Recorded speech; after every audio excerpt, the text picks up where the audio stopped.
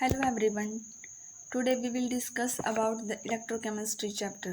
In electrochemistry chapter, firstly we will should know what is redox reaction. Redox reaction means the reduction as well as oxidation takes place simultaneously. And we should know what is reduction and what is oxidation. Oxidation means loss of electrons and reduction means gain of electrons. Now we will study the difference between electrochemical cell and electrolytic cell. First difference is it is a device which convert chemical energy into electrical energy.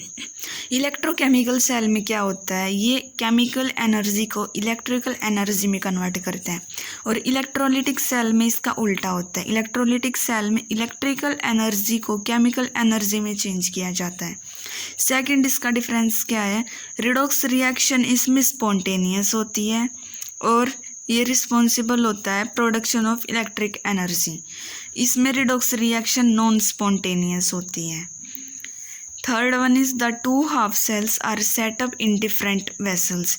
इसमें जो दो half sales हम जो reaction कराते हैं इसमें हम अलग अलग बीकर में लेते हैं, लेकिन इलेक्ट्रोलिटिक सेल में हम इसको एक ही वेसल में मीन्स एक ही बीकर में लेंगे, उसमें हम इसकी रिएक्शन कराएंगे. फोर्थ क्या होता है, इसमें जो एनोड होता है वो नेगेटिवली चार्ज होता है और कैथोड होता है वो पॉजिटिवली चार्ज होता है. लेकिन इलेक्ट्रोलिटिक सेल में क्या होता है, एनोड तो पॉजिटिव चार्ज होता है एंड कैथोड नेगेटिव चार्ज होता है. इसमें क्या होता है, इलेक्ट्रॉन्स माइग्रेट करते हैं एनोड से कैथोड की तरफ. इसमें electrons are supplied by the external source. इसमें हमें है ना एक्सटर्नल सोर्स की ज़रूरत होती है इलेक्ट्रॉन्स को ट्रांसफ़र कराने.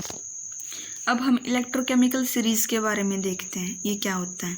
The arrangement of various elements in the order of increasing value of standard reduction potential. Means increasing order of standard reduction potential में अगर हम एलिमेंट्स को अरेंज करते हैं ना तो उस सीरीज़ को हम इलेक्ट्रोकेमिकल सीरीज़ बोलते हैं. इसकी एप्लीकेशन क्या होती है, ये रिलेटिव स्ट्रेंथ बताती है ऑक्सीडाइजिंग एंड रिड्यूसिंग एजेंट की. जैसे जो हमारे पास इलेक्ट्रोकेमिकल सीरीज होते हैं, जो टॉप पे एलिमेंट होंगे ना वो तो गुड ऑक्सीडाइजिंग एजेंट होते हैं और जो बॉटम में जो एलिमेंट होते हैं ना वो गुड रिड्यूसिंग एजेंट होते हैं, क्योंकि उनकी लिस्ट टेंडेंसी होती है रिड्यूस होने की. इसकी सेकेंड एप्लीकेशन क्या होती है, ये calculation it helps to calculate the EMF of cell. EMF of cell कैसे निकालते हैं हम, E cathode minus E anode. Third क्या होता है, predicting the feasibility of redox reaction. ये हमें बताता है कि रिएक्शन फिजिबल है या नहीं है. Means depending on the E naught values of two electrodes feasibility of given redox reaction can be found out.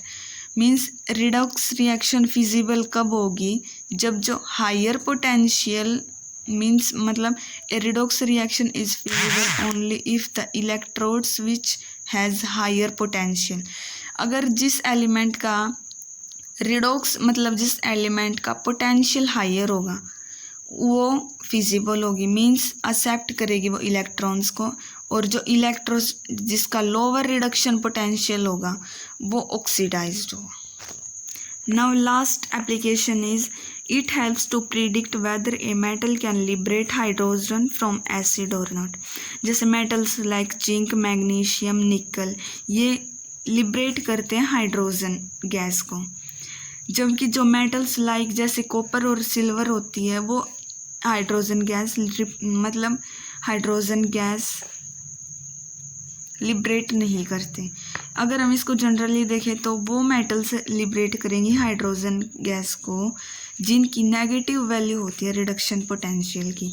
अगर पॉजिटिव वैल्यू हुई रिडक्शन पोटेंशियल की तो वो हाइड्रोजन गैस को लिबरेट नहीं करेगा. Thank you.